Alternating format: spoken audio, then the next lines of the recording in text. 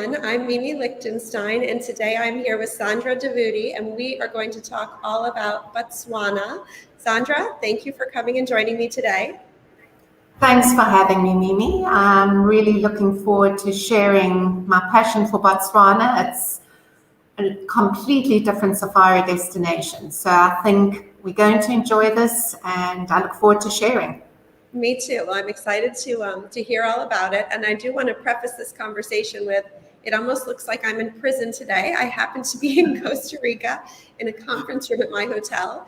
If you look a little over here, you can actually see, the outdoors where it's a little brighter, but there's not great lighting, and so it is what it is. I'm traveling, and we'll just go with it.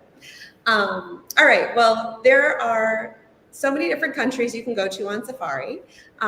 We talked last week about South Africa. Today we're going to talk about Botswana. Can you tell us a little bit about why would somebody want to go to Botswana over a different African country for a safari? Right. Well, Botswana, a country in its own right. It's a UNESCO World Heritage Site. It is a large country. It's about the size of France. But it has a population of 2 million versus 67 million in France. So it gives you an indication of how remote it is, the space, the pure vastness of the country. The safari itself takes place up northwest. The rest of the country is Kalahari. And that safari destination is extremely pristine wilderness. There's nowhere on earth that you can go that is going to give you the same experience. It really is a gem. Yes, it's the experiences it offers are unbelievable. They're very different. So we will always ask your clients what they would like to see. From the next slide, we will see how it combines. But within one trip in Botswana, you don't even need to go elsewhere. We can give you a myriad of experiences. And you know what, Sandra, one thing I want to point out, because Botswana, as you mentioned, it doesn't have a lot of people. I think it's like 11 people per square mile in the country. Right. It's one of the least dense populated countries in Africa. But also, I think well-deserved, the lodges in Botswana have the reputation for being super luxy and super expensive. But as you and I were talking, as we were talking the other day, there are also 4-star options. So today we're going to focus a lot on the 5-star ones, but at the end we'll talk about price points and how a 5-star difference from a 4-star, and that you can actually do either type of experience in Botswana. Absolutely. Okay.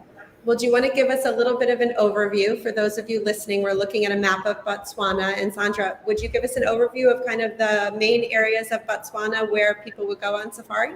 Right, correct. So if you're looking at the map, you would move all the way up to the north. You will see a number of reserves highlighted in different colors. You will see a little aeroplane just below the white patch.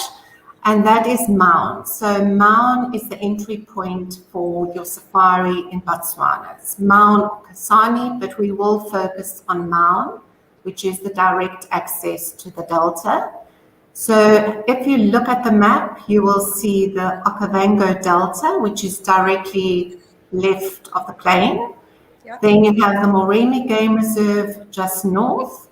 And to the northeast, you get the Chobe National Park, which incorporates Selinda and LINYATI. So those are the 3 areas we're going to focus on today. Any safari to Botswana would incorporate at least 1 or 2 of those areas.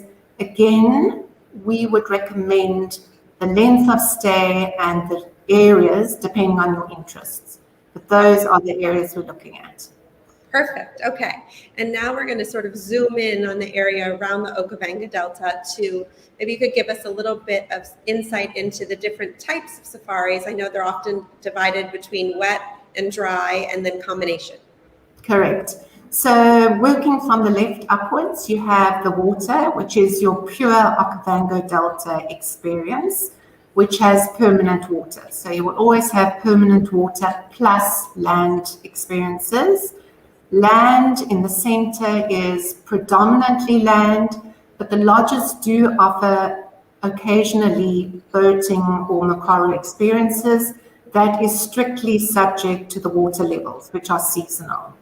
And then moving further north, you get the combination, and there's a much more even combination than you would have under land. So a good combination of land and water experiences. Mm-hmm.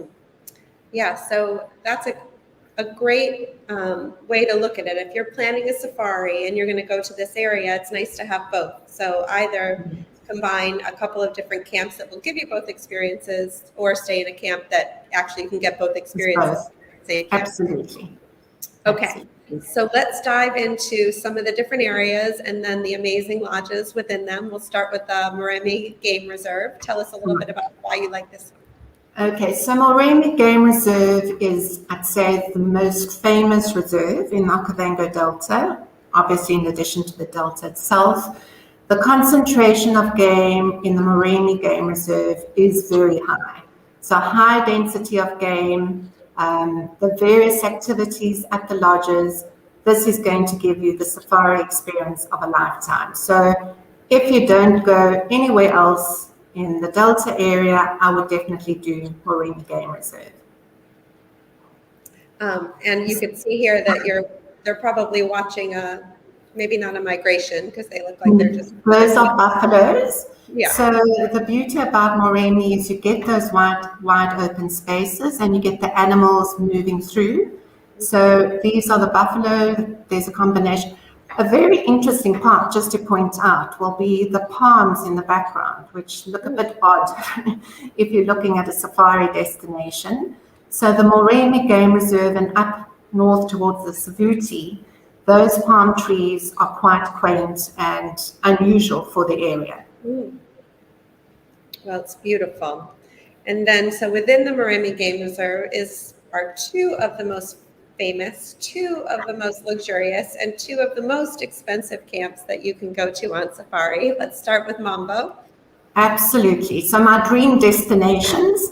So Mombo Camp is the flagship lodge for wilderness safaris, extremely high end, and it's offering a combination of land and water activities. Just to backtrack, sorry, within the Moremi Game Reserve, you get an island which is called Chief's Island, and that has got the highest concentration of predators. Mombo Camp is on Chief's Island, so that gives you an idea of the density of the game and the experiences you're going to get. So predator sightings, kills, which isn't everyone's cup of tea, but you get the kills, are quite a common occurrence on Chief's Island. And then in combination with that, you get the water. So those two experiences combined with exquisite sweets, which you can see, will make an unbelievable experience for anybody. A definite bucket list destination. Mm-hmm. Okay, and then Xigera, which is stunning, and on the left side has something that I absolutely love, a sleep out.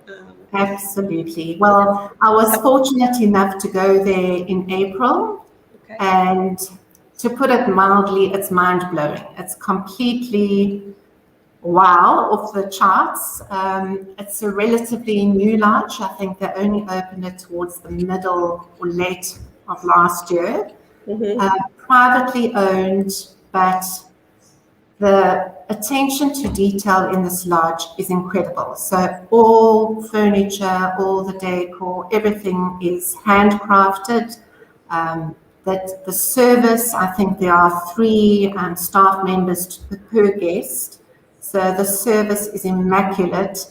The suites are huge with lounge and a bedroom and shower, your own outdoor sauna or seating area. It's absolutely exquisite. And the area which you will see there overlooking the river, those are the public areas. So when you fly into the lodge, you can either transfer by road to the lodge or by a motorized boat. So as you come into the lodge, you see this magnificent lodge spread out in front of you with a large water lily on the left-hand side for the swimming pool. The suites themselves overlook a floodplain, and you've got this massive boardwalk that goes along.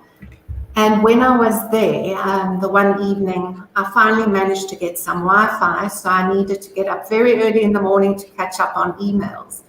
And I was sitting outside on my deck, it must have been about 5 a.m. in the morning. And I heard a growling sound, and I thought, well, that's odd. And I looked up, and there was this lion walking along in front of my room. So I was all excited looking at this. Next minute, it turned around and it walked back past, and it lay on the ground next to another lion who I hadn't even seen. And I saw this lioness was pregnant, went to call everyone. Everyone came down to have a look, great excitement. And then that evening, we were coming back from our game drive, and we were literally a few minutes from the lodge. And our ranger said, just be quiet. We were all chatting, obviously, it was almost back at the lodge. And there was this lioness walking in front of the vehicle with something hanging out of its mouth. So automatically we thought, well, it must have caught something, it's dinner. But as we moved along, we realized that this lioness was carrying a newly born cub in her mouth. It was incredible, and she went to the side of the road. But to get to the point of the story, this was the lioness I had seen in front of my room, so great excitement. Oh, and first of all, what an incredible experience, right? You can't plan for something like that. So when it happens, it feels extra special. It also reminds me that the minimum age for this lodge is 12 years old. Correct. Lots of places in Costa Rica even, right? There's hotels that are adults only, and sometimes they're not adults only just to keep out kids. They might be adults only because they're dangerous for kids. Here it might be they fall off the edge of the pool, whereas near you at Xigera, it's because there's lions walking around. So Absolutely. but they do have, what I also love is they have a family suite. So for those people who do have kids, teenagers, they have a great family suite to stay in and be together. Yeah. Absolutely. And very spacious. Very spacious. And they also have lots, like you mentioned, being able to go out on the water, makoros, which is a great way to do a safari because it's so quiet, right? There's no engine noise. It's just peaceful, and they're sort of paddling along slowly to see what you see. So good for the soul. Absolutely. And I mean, the water channels are wide, and you're surrounded by water lilies and papyrus reeds. It's really tranquil, and all you hear is the splashing of the water from the pole. And our polar actually picked water lilies for me and made me a necklace from the water lilies. So it's beautiful. And then they pull up onto an island. They often set up breakfast on an island before returning back to the lodge. So it really is a magical experience. And if I can just point out, Mimi, and I'm probably jumping the gun here, but to the left, you can see the baobab sleep out. And there are many lodges throughout Africa which have sleep out decks or star beds, but this is one of a kind. You will see that the iron around it has been fashioned into the form of a large baobab. But this sleep out is on 3 levels. So you have a bathroom, you have an indoor bedroom in case it should rain or you feel uncomfortable, and right at the top is your open area. So any honeymoon or any special occasion, you have to book this, but you can only book it on site. Right. And so that was the point I was going to make. It's something where you probably, if you're planning a safari a year and a half in advance, you're like, oh, I definitely want to do this experience, but you can't actually book it until you get there. So, and I think that they also keep your suite in your regular suite if for whatever reason you want to go back. Correct. Yes, and another unique aspect of this lodge, well, there's so many, but one is, I believe it's 100% solar powered. It is. So they have got a huge focus on sustainable lodge, or how can I put it? But it's very sustainable. So yes, 100% is completely solar powered. They grow their own food. They use absolutely no plastic at the lodge whatsoever. So it really is commendable. They support the community almost entirely. So it really is, besides the beauty and the luxury of the lodge, what they are doing in terms of the community and for the environment is really commendable. And I also understand they have, I believe, the largest collection of sub-Saharan artists on display. So when you're there, you are actually seeing art from people all over Africa in your room, in the main room. So, what a way to be able to experience all of that part of the culture as well. Absolutely. They even give you an art tour if you'd like to go. So they walk you around and explain the various art forms. Nice. Okay. Well, I know you and I could talk about this for another hour, but we have to move on. Sorry. No, it's easily done. Okavango Delta. This is again another picture with the palm trees and a huge elephant walking by. So serene. Absolutely. Quite an iconic picture. Yeah, beautiful picture. So within the Okavango Delta, tell us about the first unique camp, Jao Camp. And for those of you listening, you might want to go check out the picture on the video because it's very unique. Absolutely, it's beautiful. So just very quickly, in order to get into this, we just have to explain the Okavango Delta, how it works. Okay. It's generally, as I say, Kalahari, 3/4 of the country is desert. But what happens with the Okavango Delta is that the waters accumulate up about 640 miles away from the delta, flows into the delta, and then it spreads out like fingers into the delta. So within the Okavango Delta itself, you get a lot of permanent water channels, which in turn attract a lot of animals. So you've got a very high concentration of game. Where you get a high concentration of plains game, you naturally get the predators following. So any game experience here is also going to be excellent. Jao itself, beautiful luxury camp. As you can see, the rooms are huge. I love the whole draped tent effect. What they have, it's about a 20-minute drive, if I remember correctly, from the main lodge. They have got a raised hide, a private hide. So you can go there and actually view the animals from the top. So that's a really beautiful perspective to see them. They also, you can do a drive out to a place called the Hunda Island, which is ideal for game viewing. So you can go and spend the entire day there doing game viewing drives, and they will give you a picnic lunch. So it's a private, unique experience. I don't think you're going to get many other places. And they have a star bed as well. So they'll also drive you out into the middle of nowhere, and you've got this incredible experience under the stars. Yeah, you've got to do a star bed if you're going. Yes. It's beautiful. They're all beautiful. So what's so hard is for people to choose, but that's what you and I are here for, to help them. So, Absolutely. Okay, so Duba Plains, again, another small camp. I think all of these camps that we're talking about today are maybe max six rooms. Tell us a little bit about Duba Plains. So Duba Plains, completely different. It's got a bit of you can see from these photos, in fact, it's got a 1920s colonial feel to it, which I love. It's got quite a romantic feel to it. Does water activities here, but it is subject to water levels, so just to bear that in mind. But other than that, your safari experience is going to be excellent. You're in the delta, you've got this huge concentration of game, so you can't go wrong. Yeah. I don't think you can go wrong at any of the ones that we're talking about, right? No, absolutely. And another feature that I like that a lot of lodges have are outdoor showers. I know these guys have them, but to be, in an outdoor shower, probably just open to the wilderness. Maybe an elephant roams by, but other than that, you don't have to worry about anybody watching you. It's so fun. And I know that these guys also do a lot with conservation, as they all do, and hiring people from the local community. I think they have more than 80% of their staff are from like that very close surrounding community. So just even staying at these camps, you are contributing to the livelihood of the people who live there, which is a really nice feeling to have. And also obviously helping conserve the animals, because so much money of what you're paying to stay there goes to help conservation of the animals in the area.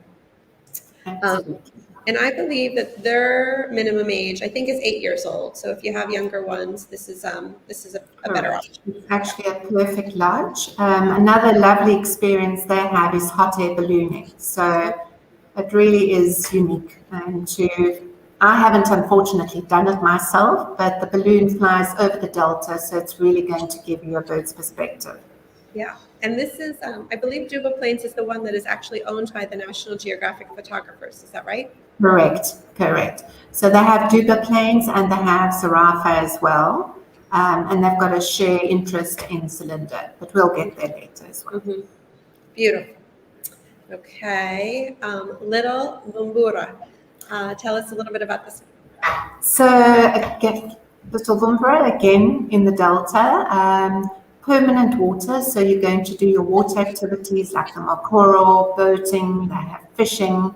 So it's got a wide range of activities, a smaller camp, and you will see from the photos it's a little bit less over the top than the others. So it's a bit more traditionally safari lodge. Mm-hmm. I love it. And again, this brings us back to the point of it's very important if you've got clients wanting to go to the Delta that we get as much information as possible, because dependent on that, we will select lodges and the duration and the combination accordingly. Yeah. And again, you can't go wrong. Okay, I love these pictures. So we're moving on to the Selinda Reserve, and you can see a huge elephant bathing, a mom lion with her baby cub, and is that an impala or something with a little bird perched on his head? Yes, it's an impala with its huge ears. Well, and so how is the Selinda Reserve different than some of the other places? Okay, so Selinda Reserve, so we've now moved away from the Okavango Delta Moremi area, and we've moved up northeast towards the Chobe National Park, which borders Zimbabwe and Zambia, to give you an idea of where we are. And the Selinda and the LINYATI are both in the greater Chobe National Park area, which is renowned for its huge herds of elephants. The Selinda Reserve is also renowned for its predators. So there's the famous Selinda pack. They are wild dogs, which is really a unique viewing in Africa in general. Even South Africa, it's quite difficult to see them. So the Selinda is renowned for it. Birding, especially during the wet season, if you have clients interested in birding, it's a beautiful reserve. Yes, it speaks for itself. The center picture and the elephant, says it all. Yeah. Okay, so within the Selinda Reserve, we have Zarafa Camp, which we touched on earlier, owned by the same National Geographic photographers. And my understanding is actually this one, if you are a photographer, is a great one to go to. They have lots of different, very expensive, very high quality camera lenses and bodies that you can use. Absolutely. So as you said, it's a photographer's paradise. In addition to the equipment that you can use, they also have photographic guides who can assist you in getting the angles and the lighting correct. So you can come away from there with brilliant photos. As you will see from the pictures, Zarafa is wow, very high end, very focused on conservation. In general, just to touch on an important point which I didn't mention, the Okavango Delta, or even the Selinda LINYATI. So Botswana has adopted an attitude towards tourism or safari of a low impact ecotourism. So you mentioned some lodges are extremely important, and that's been done on purpose. They don't want to get mass tourism. They don't want to ruin the environment. They want to sustain and conserve the animals. So they are focusing on smaller numbers on a smaller number of lodges. So Zarafa is one perfect example of how it encapsulates luxury and ecotourism. And I think that's important. We touched on it last week, but a lot of places in Africa do have group safaris with bigger groups of people, but because they have more people, have to stay at different lodges. So when you're staying at a 6, accommodation lodge, you're not going to be having a big group coming through, which is nice because it just feels more exclusive. Yes, a little more, yeah, absolutely. Okay, so Selinda obviously has a very unique architecture to it. Tell us a little bit about Selinda. Selinda Camp, it's on the same price level as Zarafa. So it was recently redone. You can see the feel is completely different. And as you say, the architecture is completely different. But the experience you're getting there is equally as good as Zarafa. It's really beautiful, very famous for its predators. So you mentioned Derek and Beverly Joubert earlier, the filmmakers and photographers. So there's a pack of lions called the Selinda Pride or the Selinda Pack. And they were actually filmed for one of the documentaries they created for National Geographic. I think it's called Birth of a Pride. And they filmed this over a long time, tracking a specific pride of lions. And if anyone hasn't seen it, it's definitely worth a watch. But it emphasizes again that predator experience in the Selinda Reserve. Mm-hmm. And I think it's very small, 3 tents and 1 2-bedroom. Is that right? Correct. So very small, very exclusive. Okay, and I think there might be multiple ways to get there, but one of them you can take a boat and you're going to maybe boat through waters with hippopotamuses next to you. The comforting point is that your guides know the waters very well, so they will steer very clear of the hippopotamus. Okay, yeah, we don't want to hit any of them on the head and make them. Okay, and then LINYATI Reserve. Tell us about how this is a little different than some of the others. Okay, so LINYATI is in a corner of the Chobe National Park. The Chobe National Park is renowned for its huge elephant herds. Within the park itself, they've estimated approximately 100,000 elephants. So it's incredible to see the herds as you go along. The picture of the leopard gives you an indication again, the predators in the area. There's a high density of animals coming and congregating along the lagoons and the rivers. Obviously, where you've got the animals congregating, especially during the dry season, you have the predators following. So again, brilliant game viewing experiences. Beautiful. Okay, and so one of the places we're going to talk about is Duma Tao, and I know there's also a little Duma Tao. So you want to tell us a little bit about each of those? Again, for fear of repeating myself, the viewing is excellent. As you can see, it's set along a riverbank. Again, during the dry season, animals will obviously come down to drink from the river. So you can literally sit on your deck and do a game viewing afternoon, sipping gin instead of going out on the game vehicle. It's beautiful. Sounds like luxury and laziness combined. All in one, my kind of holiday. Yeah, there you go. And I think they also do all of their accommodations have private plunge pools. I think they might. I do. Yeah, okay. Which is a feature many lodges have, but not every lodge. And at some lodges, some rooms have it and some don't. So if it's important, just something to think about. But it'd be kind of nice to sit in your own private plunge pool, just watching an elephant meander by. Absolutely. And another point to mention at this time is also in terms of air conditioning or fans. So you mentioned earlier, a lot of lodges are solar powered. So those won't have necessarily the air conditioning. Many lodges avoid it purely due to conservation and sustainability, in which case you will have fans overhead to keep the room cool, and the water coming off the air coming off the water also cools it down.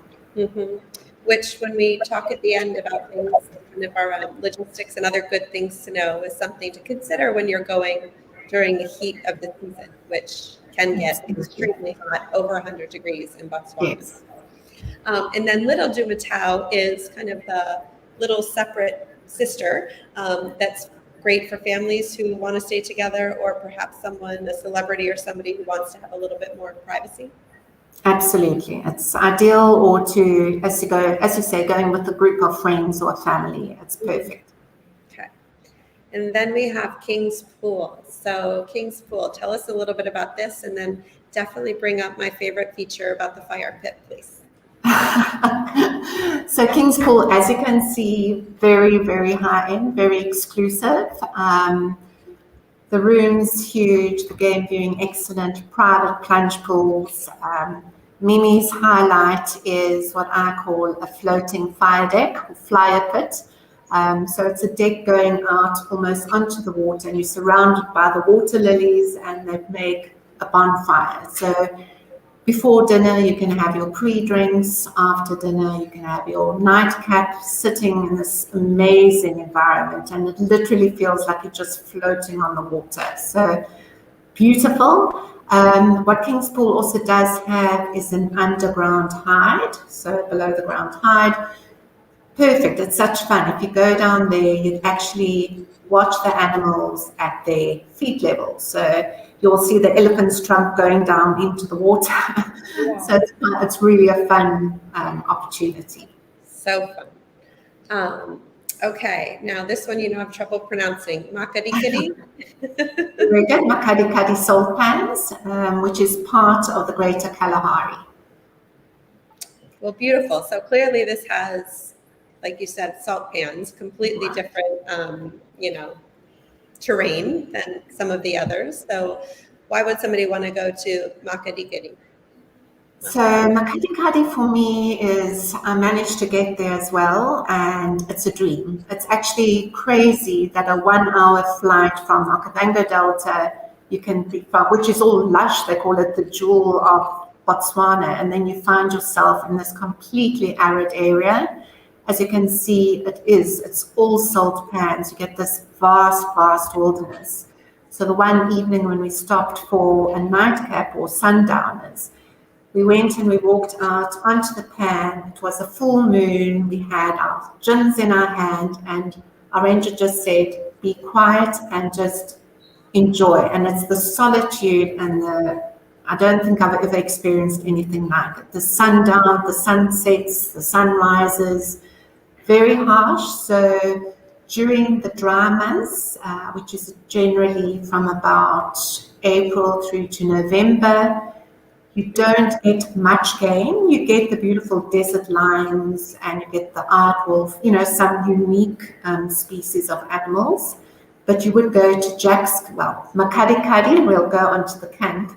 You would go here for totally different experiences. So Jack's Camp, which you brought up, is, for me, it was like an out of Africa setting. As you can see, it's all these magnificent Bedouin tents draped in rich red colors. You have a beautiful tea tent with huge cushions scattered around. You leave your floors at the entrance. Natural history. You can really go on and on. But for Jack's Camp, in addition to all the splendor and the luxury and the unique accommodation, are the activities.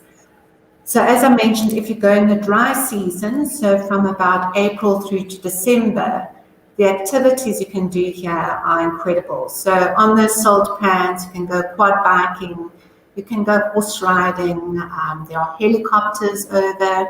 They do a sleep out on the salt pans, which is amazing. So they literally put beds on the salt pans for you with a beautiful blanket, and you sleep under the stars. It's magical. And to watch the sunrise is something else. Sorry, carry on, Mimi.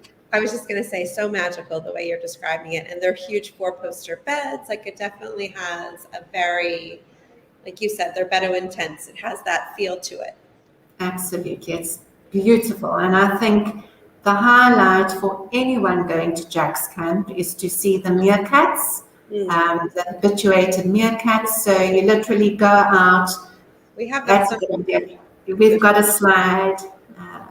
I have a slide. It's later though, but I'll point it out. Be sure I'll point them out. They're so cute. So you sit there and they climb onto your head. And beautiful. They're really beautiful. And also when we get onto the activities further on, you get to walk with the sand people or the bushmen. Very few of these people left in the country, which is really sad. But it's amazing. They talk to you, they teach you about how they've lived in the desert for so many years. So Jack's Camp is amazing, and to combine it with a Delta experience, in my opinion, is a must. Beautiful. So let's then touch on, I mean, throughout our conversation, we've been talking about a few of the different experiences you can have, including going out for the wet safaris in a Makoro boat or on one of the boats that sort of floats above the water. Some of them are even 2-story, so you can have a different perspective. Do you want to share a little bit about those? Oh, and the quad biking, which I think you can do at Jack's Camp too, but not everywhere. Tell us a little about some of these different experiences we haven't touched on yet. Right, so Makoro, we've already touched on it, and that you would go around. It's generally shallow waters. The channels are shallow, so you wouldn't be able to go onto a motorized boat on those channels. Beautiful. I forgot to mention, Xigera has got glass-bottomed Makoros, so it's quite something to go along the channels. Motorized boats, also for fishing, quite a few of the lodges offer fishing, so you would go onto one of these boats, and also just to do a sun cruise down the river. You know, if you can't do the Makoros, it's beautiful. You'll see the Makoros, it's very closing channel, so a motorized boat wouldn't be able to go there. And then, as you say, the quad biking, you can only really do that on the salt pans. The Delta, LINYATI, Chobe area is there's too much game there, so they don't allow that. It's for the animals. For safety purposes, yeah. Yes, correct. And then, the sleep. Another example, yes, of another sleep out. They're amazing. You know, the first time I did one, I thought, oh, I'm going to be quite nervous sleeping there in the middle of nowhere. Yeah. But the way it's built, the animals can't get up there. The ranger will stay in a tent quite close by, so if you feel uncomfortable, you call him and you go back to the lodge. But it is out of this world. They give you a private dinner hamper, you have your sparkling wine, and you have this romantic evening under the stars. Lovely. And do you happen to remember which one is this one? I'd be lying if I said yes, sorry. I'm just curious. There are quite a number of them. It's one of the beautiful ones somewhere Yes. in Botswana. And then the migration. I told everyone we would tell them where the big zebra migration is. Talk to me about the different kinds of migrations that they have. Absolutely. So everyone's familiar, obviously, with the wildebeest migration in East Africa. I always think this is the most highly kept secret in Africa. So the zebra migration is incredible to witness. So they move from the northern area where you get the Selinda LINYATI area, which I was referring to, and they move down to the MAKGADIKGADI salt pans in the wet months. Simply because the pans, when they get their rains, get this layer of beautiful green grass, and you get pits filled with water. So the zebras, you get about 25,000 zebras migrating from the north down to the south, you know, while they come to enjoy the green grass and the water. And then once the rains dry up, they start moving up northwards again, looking for vegetation. So basically, in general, the game follows water. So this is migration, and you get a similar migration with the buffalo, but on a smaller scale. But the zebra migration, you get an entire horizon filled with zebras. It's beautiful. Stunning. And then you touched on it earlier, but the cultural interactions or learning about the history of the people at and around some of these camps. Tell us a little bit. Correct. So I touched on the San people. So they are the indigenous people in Botswana. They are hunter-gatherers. So they literally have learned to live in the bush, eating off what nature provides them. So when you go walking with them, they'll show you, for example, how they start a fire or games that they used to play, you know, their ancestors played in the bush, or how they dug up scorpions. I was horrified how they dig up scorpions and use them as to play with, you know, before putting them back. So, but in addition to them, also at the lodges, as you mentioned earlier, Mimi, the lodges employ people from their communities, And they in turn love to share stories of how they grew up in the area, in the community. So that interaction, learning about people's culture is beautiful. It's great. Mhm. And I think, again, for children, like you just can't beat it, right? To be able to learn about the culture and the history and hands-on experiences and learning how to play with scorpions safely. I mean, so It's many one of things. those classic, don't try this at home. Oh, for sure. Okay, and here's our darling little And meerkat. my meerkats. I They're absolutely love them. They are the quirkiest, cutest creatures, and they do it in a very unobtrusive way. So they have a person who goes out, he's actually with the meerkats all day, and cares in case there are predators coming in. So he just keeps an eye on them. And sunrise, you go out very early in the morning, and they sit out on a blanket, and all of a sudden they pop their heads up. They work very much as a colony. It's so cute to see, and they'll slowly come out, and they'll get curious, inquisitive, and if you sit very still, they'll either cuddle up on your legs, or they come and they jump onto your head, because obviously the highest vantage point. So yes, it's a must. It's something I'll never ever forget. They do, like, you just look at them and they just look so curious, right? And Absolutely. They're yeah, so cute. so cute. Can't beat them. All right, well then let's, before we head out, talk about kind of the, good to know information, which includes Botswana, malaria, getting the right, going to your travel clinic before you go there. Yes. Malaria zone in the whole country. Correct. So malaria, you need to take malaria prophylaxis, especially during the hot, rainy months, because it gets quite humid. Obviously, water lines, still in a lagoon, you can get mosquitoes. I haven't known many cases of malaria, to be perfectly honest. But when I went, I took them, and I do recommend it to our guests to take them. You don't need any vaccination. So you don't need yellow fever or any other such vaccination. You just need malaria prophylaxis. And you actually get quite, nice ones to take. In the olden days, that would make you sick, but they're really good. Best time of the year to go. The peak time for Botswana is generally in the middle of the dry months. So it's from about June to the end of October. Prior to that, you get what I refer to as the green season. So the rains have started, but it's starting to get drier.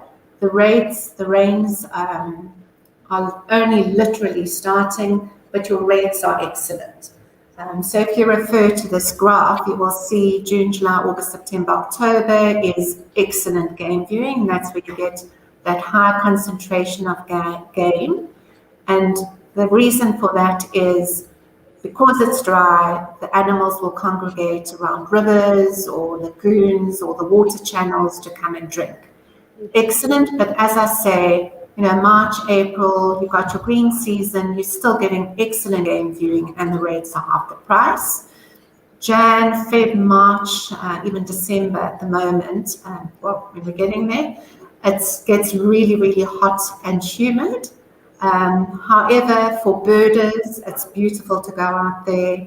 And as I mentioned, Jack's Camp, for example, the MAKGADIKGADI pans or the Central Kalahari, you get a whole different perspective because the animals are coming down to where you think it were desert. So there's always a good time. It just depends when your guests are able to travel, and then we will build around that. Mm-hmm. So it's fair to say as the rains go up, the rates go down. Correct. Okay. That's a good way to put it, yes. Well, you said it. I was just capturing it. And then logistics. So a lot of these lodges you can't drive to, so it involves planes or helicopters or boats. So there's some logistical magic going on in the background to try to figure out how to pair the camps that you're going to in the right order and to be able to get from one to another without having to go back to like a major city or airport. So correct, yes. So generally speaking, as I mentioned earlier, the main entry point for the Delta is Maun, which is the capital of the Delta. From there, you're generally met by your pilots of the small aircraft, and these are the type of plane you go on. They will all be small, some a bit larger than others, but it depends on the number of passengers. So this here is the Grand Caravan. It's quite a normal size. They have to be small to land on the airstrips at the various lodges. Very important to remember, as I think you know, in other areas or other countries, if it's a small plane, you've got luggage restrictions. Given the size of the plane, they only permit, I think it's 44 pounds of luggage, or in our language, 20 kilograms of luggage in soft-sided bags. That way they can actually push it into the hold of the plane. So it's very important to remember. And the planes do. So you can do a circuit. You would, from Mount go between the lodges, and they have different airstrips they land on, and from there your lodge will collect you. And I was going to say, Lily last week reminded me, it's good for people to know before they land that sometimes they do a couple passes. They might go down to scare off any sort of little wild animals that are crawling around on the airstrip and then come back and land again. Absolutely. Nothing like game viewing from the plane. Yeah. And then we touched on a few of we dove a little bit into Cape Town last week, which of course is stunning and beautiful. Yes. Botswana makes it very easy to add on Cape Town pre or post safari. Yes. Victoria Falls, absolutely. Yeah, unique experience. So Botswana to Vic Falls, you can do, if you're up in the Chobe, it's a land transfer. To get to Cape Town, there are direct flights from Mount. So as you say, Mimi, easy to combine. One thing I have on my personal bucket list for the next time I go to Vic Falls with my kiddos is to take one of those micro flight planes. Microlights, yes, over the falls. It's beautiful. You feel one with the falls. Yes, so both of those are great. And then maybe before we go, let's touch on pricing. We talked about it a little bit in the beginning. Botswana is known as being a very expensive safari destination, which if you're looking at places like Mombo or Xigera, you are looking at, $3,500, $4,500 per person per day. So perhaps save that one. That should be the last camp you visit.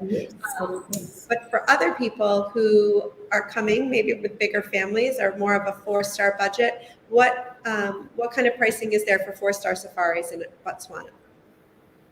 For a good 4-star lodge, you can generally pay between $550 to $600 per person per night.